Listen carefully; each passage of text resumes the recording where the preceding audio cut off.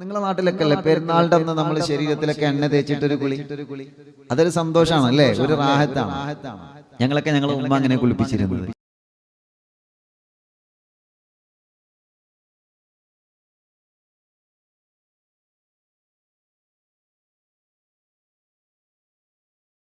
സത്യത്തില് ഈദ് അത് വിശ്വാസികൾക്കുള്ളൊരു സന്തോഷമാണ്, വിശ്വാസികളുടെ സന്തോഷമാണ്.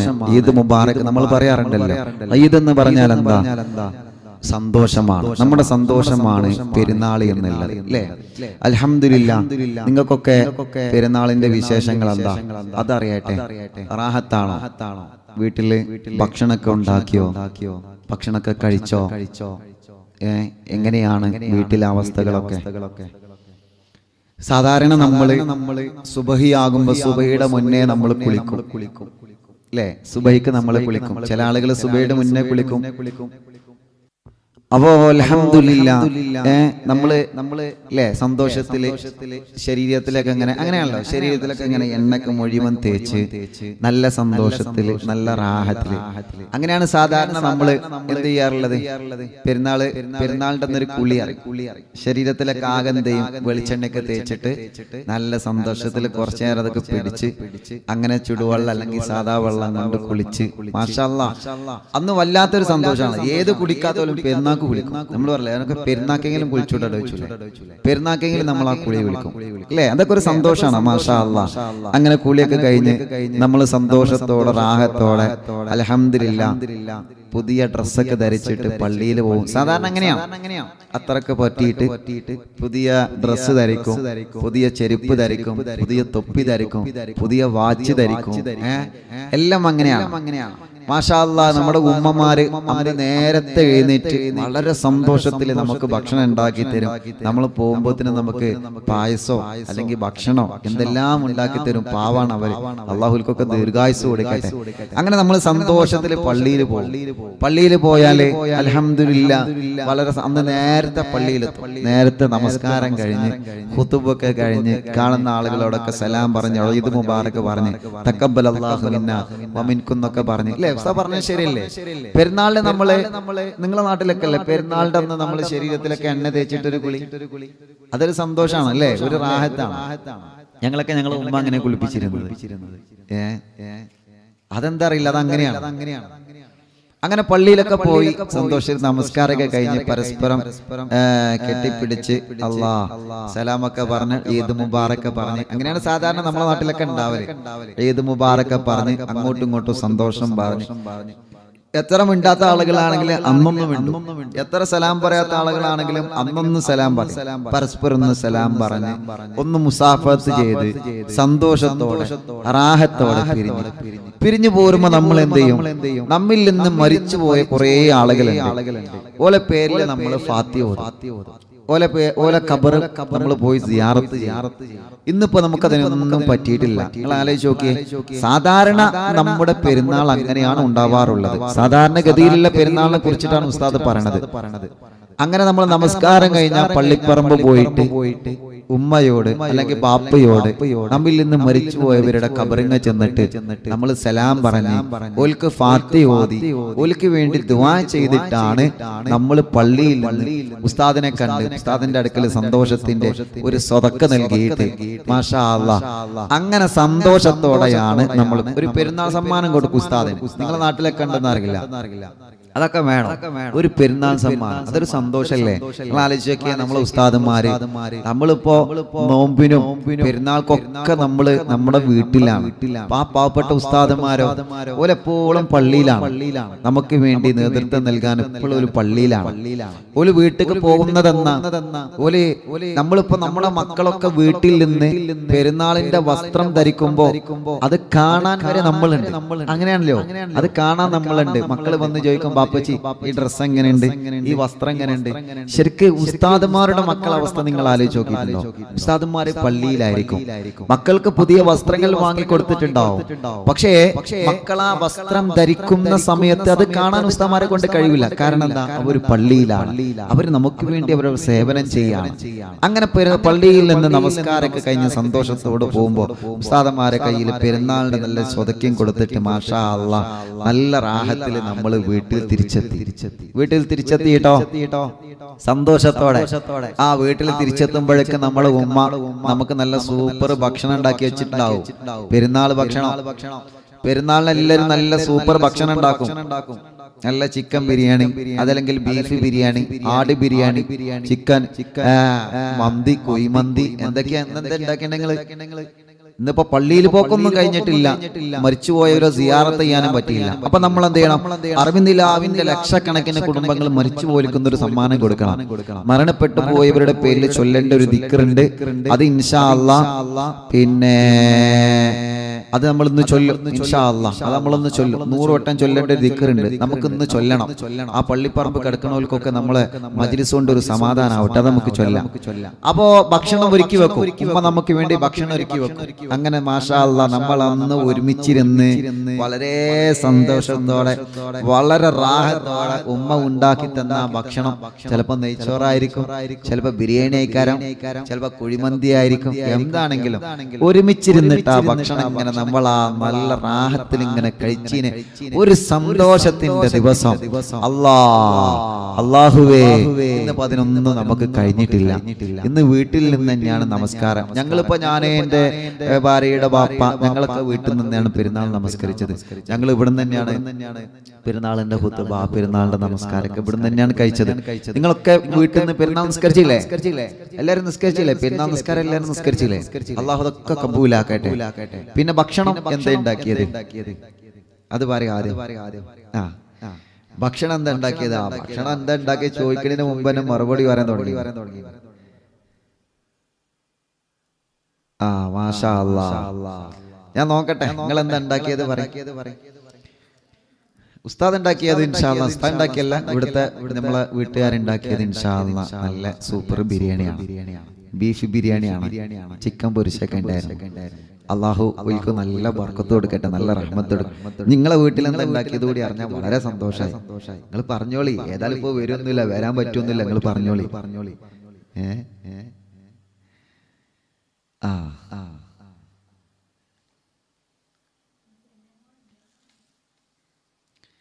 മാഷാ അല്ലാഹ്. ഞാൻ കാണുന്നുണ്ട് നിങ്ങള് നല്ല നല്ല നല്ല സൂപ്പർ ഭക്ഷണാണല്ലോ.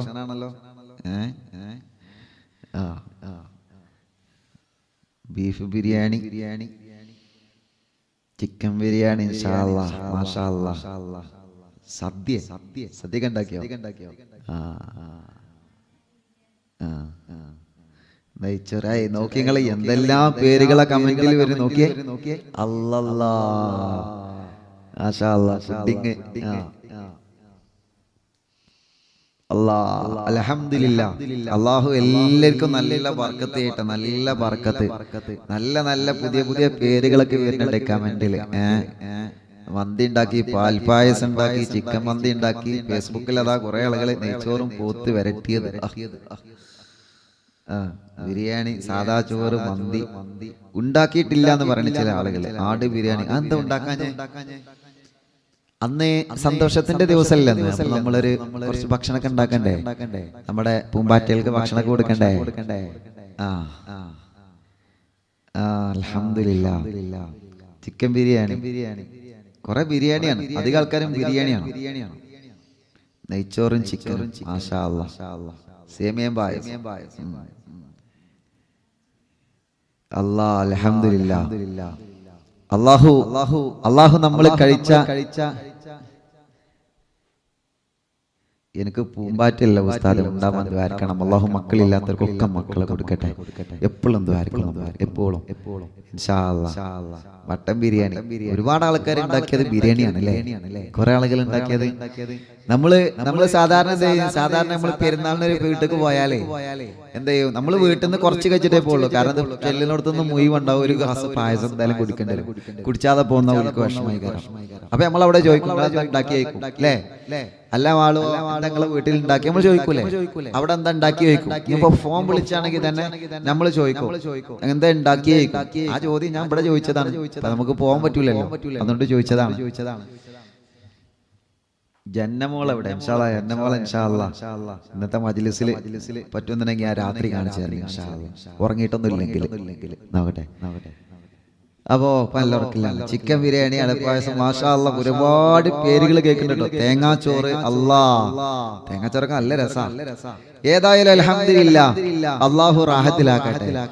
ചെമ്മീൻ ബിരിയാണി, മീൻ ബിരിയാണി, മീൻ ബിരിയാണി ഒക്കെ ഉണ്ടാക്കിയിട്ടുണ്ടോ? മഞ്ഞാലി ബിരിയാണി, അതെന്ത് മഞ്ഞാലി ബിരിയാണി? ഏതാ അൽഹംദുലില്ലാഹ്. ഏതായാലും കമന്റുകൾ കുറെ വരുന്നുണ്ട്. അല്ലാഹു എല്ലാവരുടെ ഭക്ഷണത്തിൽ അല്ലാഹു ബർക്കത്ത് ചെയ്യട്ടെ ഇൻഷാ അല്ലാഹ്. എന്റെ സ്പെഷ്യൽ ഞാൻ പറഞ്ഞു, എന്റെ സ്പെഷ്യൽ ഞാൻ പറഞ്ഞു, നമ്മളിവിടെ ബിരിയാണി ഉണ്ടാക്കി. അപ്പൊ പറഞ്ഞു വരുന്ന അല്ലാഹു എല്ലാവർക്കും ബർക്കത്ത് ചെയ്യട്ടെ, എല്ലാവർക്കും അല്ലാഹു റഹ്മത്ത് ചെയ്യട്ടെ. സാധാരണ പെരുന്നാളിന്റെ വിശേഷങ്ങൾ ചോദിച്ചാണ്. സാധാരണ നമ്മൾ അങ്ങനെ ചെയ്യണം, ഒരുമിച്ചിരുന്ന് നമ്മൾ ഭക്ഷണം കഴിക്കും അല്ലെ. പെരുന്നാളിന്റെ ഭക്ഷണം കഴിക്കല് നല്ല സുന്നത്താണ്, നല്ല നല്ല ഭക്ഷണം ഉണ്ടാക്കല് സുന്നത്താണ്.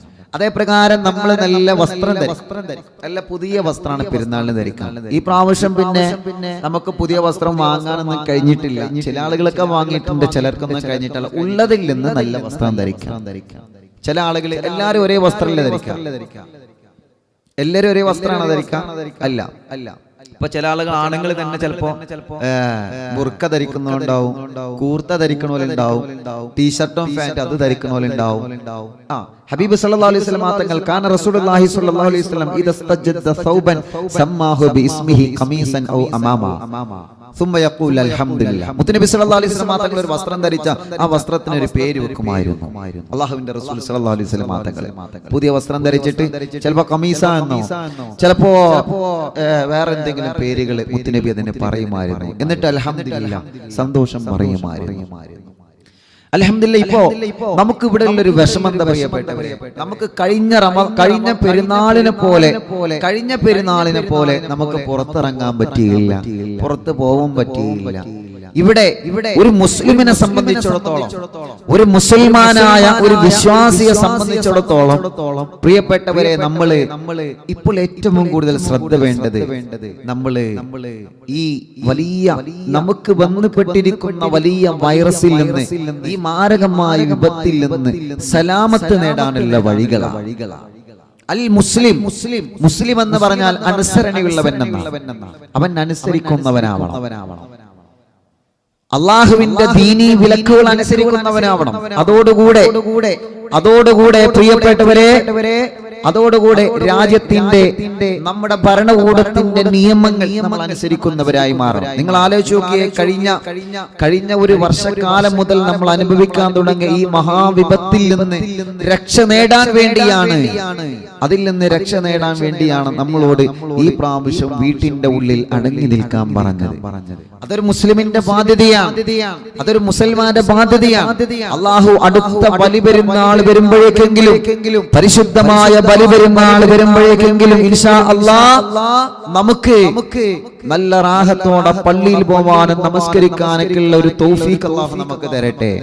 പെരുന്നാൾ ആഘോഷിക്കുന്ന പ്രിയപ്പെട്ട മുത്തുമുഅ്മിനീങ്ങളോട് പറയാനുള്ള മറ്റൊരു പ്രധാനപ്പെട്ട കാര്യം, നമ്മളെല്ലാവരും കുടുംബബന്ധം പുലർത്തണം. എങ്ങനെയാണ് ഉസ്താദേ കുടുംബബന്ധം പുലർത്തുക? കാരണം നമ്മളെ കൊണ്ട് അങ്ങോട്ട് പോവാനോ വിവരങ്ങൾ അന്വേഷിക്കാൻ എങ്ങനെയാണ്? ഫോൺ വിളിച്ചിട്ട് വിവരം അന്വേഷിക്കാം. അതിന് നമ്മൾ സോഷ്യൽ മീഡിയ ഉപയോഗപ്പെടുത്തണം.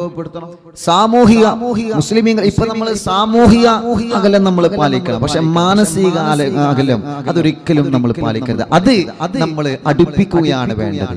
എങ്ങനെ? ഫോൺ വിളിച്ചിട്ട് വിവരം അന്വേഷിക്കണം. നമ്മുടെ ബാധ്യതയാണ് നമ്മുടെ കുടുംബങ്ങളിലേക്ക്.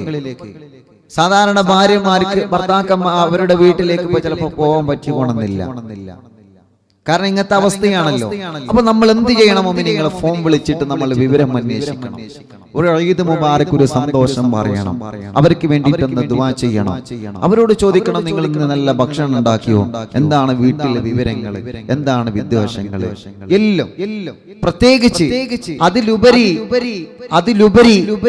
പ്രിയപ്പെട്ട മുഅ്മിനീങ്ങളെ നമുക്ക് വേണ്ടത് എന്താ?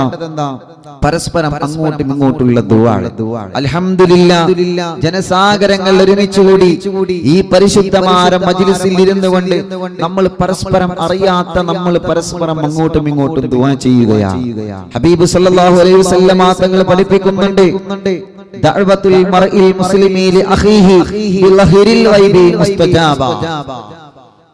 അസാന്നിധ്യത്തിലുള്ള ദുആ, അഥവാ നമ്മൾ കാണാത്ത കുടുംബങ്ങൾക്ക് വേണ്ടി, നമ്മൾ കാണാത്ത ആളുകൾക്ക് വേണ്ടി നമ്മൾ നടത്തുന്ന ദുആ അത് വലിയ ഇജാബത്തുള്ളതാണെന്ന് നബി മുഹമ്മദ് മുസ്തഫ സല്ലല്ലാഹു അലൈഹി വസല്ലം തങ്ങൾ പറയാം. നമ്മള് അറിവിന്നില്ലാവിലൂടെ ഇപ്പൊ നമ്മളത് ചെയ്തുകൊണ്ടിരിക്കുന്നതാണ്. നമ്മൾ അറിയാത്ത നമ്മുടെ സഹോദരങ്ങള്, നമ്മൾ അറിയാത്ത നമ്മുടെ കുടുംബങ്ങള്, നമ്മുടെ കൂട്ടുകാർ, ഈ പ്രിയപ്പെട്ട ജനലക്ഷങ്ങള്, അവർക്ക് വേണ്ടി നമ്മൾ അസാന്നിധ്യത്തിൽ നമ്മൾ ദുആ ചെയ്യുകയാണ്. അത് വലിയ ഇജാബത്തുള്ളതാണ്. അത് വലിയ ഇജാബത്തുള്ളതാണെന്ന് നബി മുഹമ്മദ് മുസ്തഫ സല്ലല്ലാഹു അലൈഹി വസല്ലം തങ്ങൾ പഠിപ്പിക്കാം. അപ്പോൾ അൽഹംദുലില്ലാഹ് വിദേശത്തുള്ള ആളുകളുണ്ട്, ഓൽക്ക് വേണ്ടി നമ്മൾ ദുആരിക്കാൻ.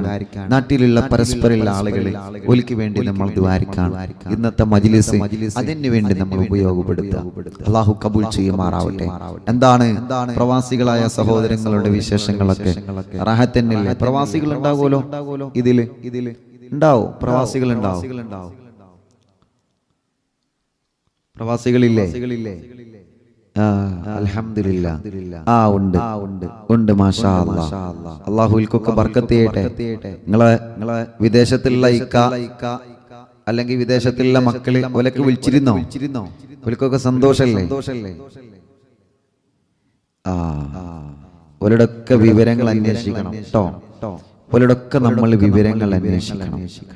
ഓലോടെല്ലാം വിവരങ്ങൾ അന്വേഷിച്ചിട്ട് ഇൻഷാ അല്ലാഹ് പെരുന്നാളിന്റെ സന്തോഷം പറയണം.